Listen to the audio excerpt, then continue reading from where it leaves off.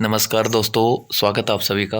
दोस्तों, CET group C mains का exam हुए आज 1 साल पूरा हो गया है और ये कह सकते हैं कि सीईटी की आज एनिवर्सरी है और 1 साल पूरा हो गया है, लेकिन अब तक सही से रिजल्ट भी नहीं आया। क्यों नहीं आया, कैसे नहीं आया?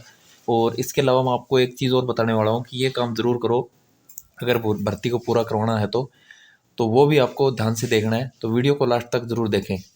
इससे पहले यदि आप इस चैनल पर नए हैं तो चैनल को सब्सक्राइब ज़रूर करें और इस वीडियो को लाइक भी ज़रूर करें। तो चलिए दोस्तों, शुरू कर लेते हैं आज की वीडियो। दोस्तों, आप सभी को बताना चाहूँगा, पिछले साल 5 और 6 नवंबर को आपका एग्ज़ाम हुआ था और लगभग शायद 10 जनवरी को आपका रिजल्ट घोषित कर दिया था HSSC ने। फिर उसके बाद क्या किया, जो आपके 5 नंबर थे एक्स्ट्रा, उसके लिए बहुत सारे साथियों ने बोला कि किसी के गलत है, किसी के सही है। तो HSSC ने क्या काम किया, आपको एक मौका दिया कि आप अपने नंबर वापस हटवा लो। तो ये बोला गया था कि जैसे ही आपके नंबर हट जाएंगे तो एक रिवाइज रिजल्ट जारी होना था, और जो कि होना भी ज़रूरी है, लाजमी है, क्योंकि अगर आप अपना कुछ स्कोर चेंज करवा रहे हैं तो वो चेंज हुआ, हमें एक्चुअल जो स्कोर है वो पता लगना चाहिए। साथ में जो EWS कैटेगरी है उनके सर्टिफिकेट वगैरह मांगे थे, लेकिन HSSC ने क्या काम किया, बिना रिजल्ट जारी किए सबके फॉर्म फिल करवा लिए थे। लेकिन उस भर्ती पे फिर कोर्ट केस होता है और उसका जो रिवाइज रिजल्ट है उसकी मांग की जाती है। तो HSSC उसका जो रिवाइज रिजल्ट है वो शायद जून के लास्ट में फिर से दोबारा जारी करती है, शायद 28 या 29 जून थी। लेकिन उस रिजल्ट में भी बहुत सारी खामियां पाई गई और उसके ऊपर फिर से केस कर दिया गया। अब कोर्ट ने दोबारा से ये बोला है कि आपको रिजल्ट को दोबारा से जारी करें, यानी कि कोर्ट ने इस रिजल्ट को रद्द कर रखा है। HSSC ने जो रिजल्ट बना रखा है उस रिजल्ट को रद्द कर रखा है। अब मान लो, या तो HSSC सही से पैरवी करके कोर्ट में अपने रिजल्ट को सही से बहाल करवाएं, या तो आप ऐसा प्रूफ दें कि हमारा रिजल्ट बिल्कुल सही है, और या फिर इस रिजल्ट को दोबारा से तैयार करें, तब हम मान सकते हैं कि रिजल्ट सही से निकाल दिया है।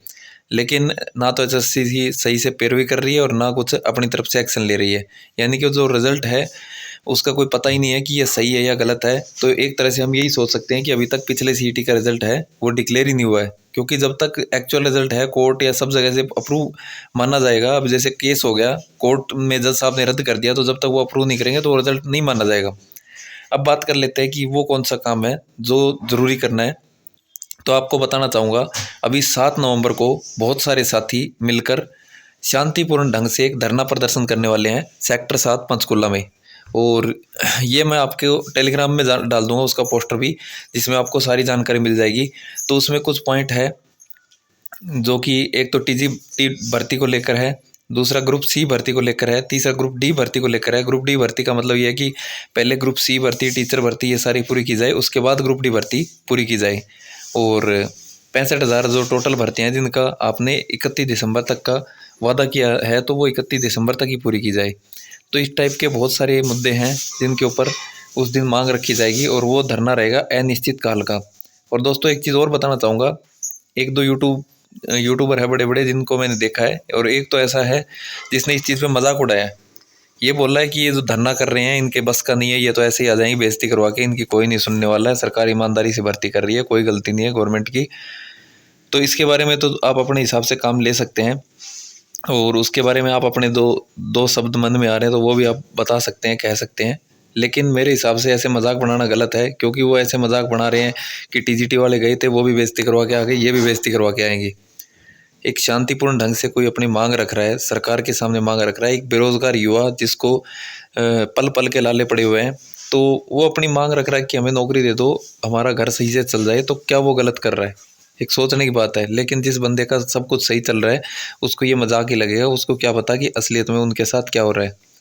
जो साथी बेरोजगार है, घर पे खाली बैठा है, जिसके पास नौकरी नहीं है और एक उम्मीद करके बैठा था कि हमें 31 दिसंबर तक नौकरी मिलेगी, और उसको आस नहीं लग रही कि अगले 6 महीने साल में पता नहीं कब मिलेगी, तो उसको पता होता है असलियत का। बाकी आप अपनी राय कमेंट करके ज़रूर दें, और जितना हो सके ज़्यादा से ज़्यादा इस धरना प्रदर्शन में पहुँचें, और बिल्कुल शांतिपूर्ण ढंग से ये धरना प्रदर्शन करें, जैसे कि एक हरियाणा पुलिस के लिए हुआ था। अगर उस तरीके से ये होता है तो 100% सब कुछ सही हो जाएगा। हरियाणा पुलिस वाला मामला भी ऐसा ही था। उसमें क्या था, कोर्ट में भर्ती लटकी हुई थी, और उस टाइम भी एक बार चेयरमैन साहब ने आके बोला था कि कोर्ट से भर्ती निकालना कैसे निकाल सकते हैं, मतलब ये तो कोर्ट के आदेश होंगे, उसके हिसाब से हम कर सकते हैं। लेकिन आपको पता है कि बच्चे धरने से नहीं उठे थे, तो जो CM साहब के OSD साहब है जवाहर यादव जी, वो खुद पहुँचे। उन्होंने 15 दिन का आश्वासन दिया कि हम 15 दिन में भर्ती को जो है ज्वाइनिंग प्रोसेस स्टार्ट करवा दें, और 15 दिन में वो स्टार्ट करवा दिया। लेकिन फिर भी कोर्ट की कुछ अड़चन आई, तो उसको भी अगले 15-20 दिन या 1 महीने में जैसे तैसे करके उसको बाहर निकाल दिया। और शायद वो धरना नहीं होता तो वो पुलिस की भर्ती भी अब तक लटकी होती। तो ये सब चीज़ें सरकार के हाथ में होती है। कानूनी राय देने वाले भी बहुत होते हैं, और कानूनी राय के बाद भी ऐसी बहुत सारी चीज़ें हैं जिनके अकॉर्डिंग सरकार है वो सब कुछ सही कर सकती है। जब ग्रुप 56-57 का रातों रात परमिशन ले सकती है, तो इनकी परमिशन क्यों नहीं ले सकती? तो आप इसमें ज़रूर सहायता करें, सब कुछ सही हो जाएगा।